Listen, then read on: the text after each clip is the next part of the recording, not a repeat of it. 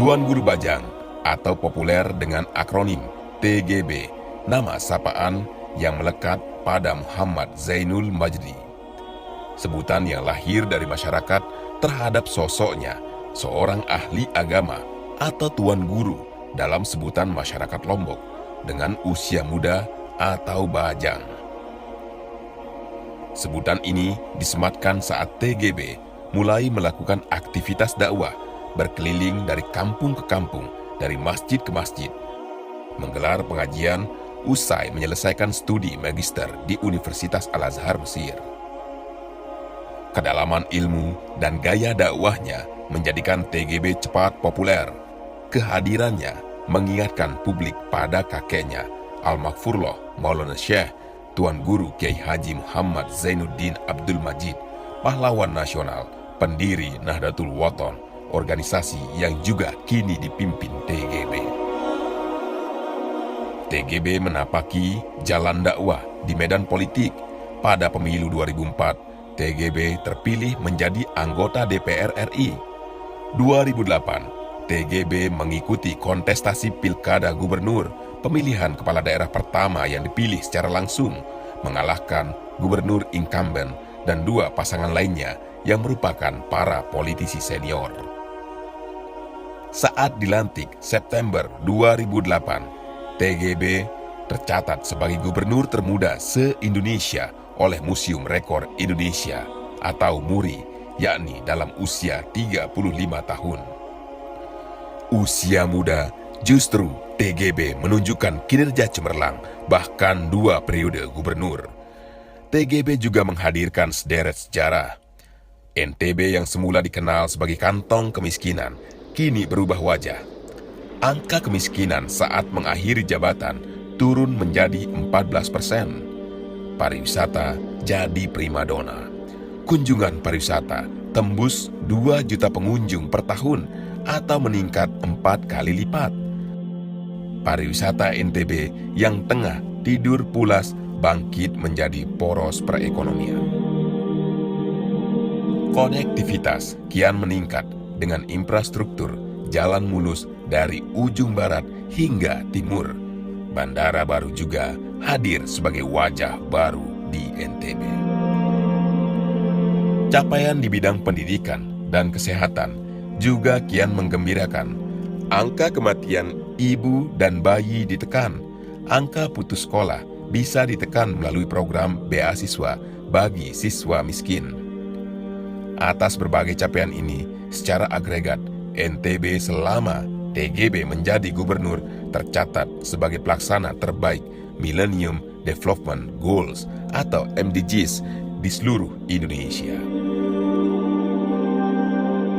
Menjadi gubernur dengan kinerja excellent tidak merubah wajah dan identitas TGB.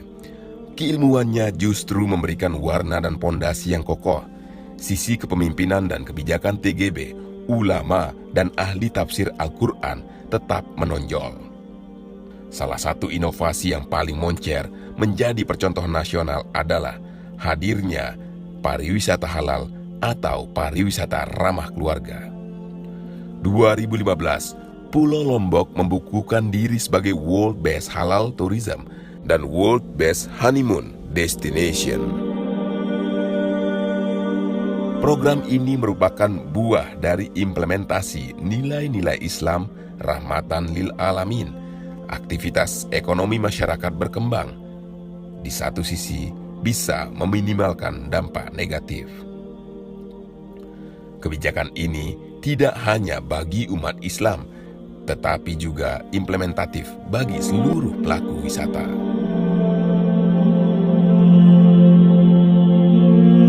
Pembangunan Islamic Center sebagai simbol dan pusat aktivitas dan kajian keislaman juga dibangun.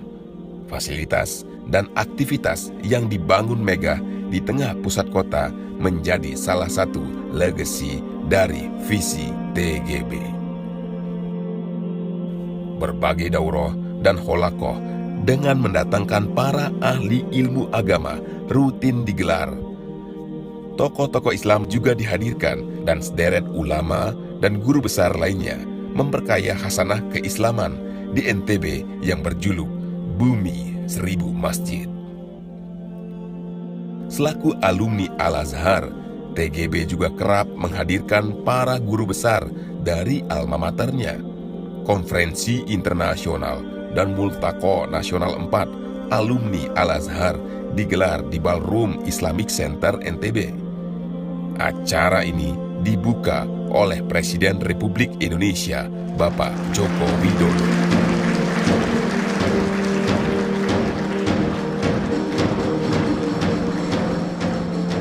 TGB tidak hanya ulama dan pemimpin di NTB, tetapi menjadi ulama idola di penjuru Indonesia.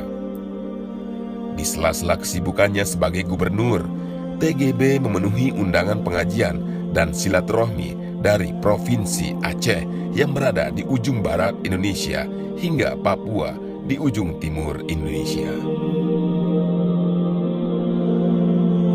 Usai menjalani 2 periode sebagai gubernur, TGB tidak kehilangan ketokohannya, justru kian meluas di seluruh wilayah Indonesia.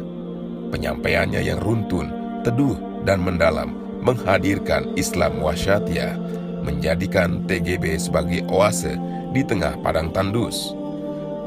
Tuan Guru Bajang Muhammad Zainul Majdi, Doktor Tafsir Al-Quran, Ketua Organisasi Internasional Alumni Al-Azhar Cabang Indonesia, tokoh muda, ulama, sekaligus figur umaro, menghadirkan wajah Islam wasatiyah, Islam rahmatan lil alamin di bumi Nusantara Indonesia.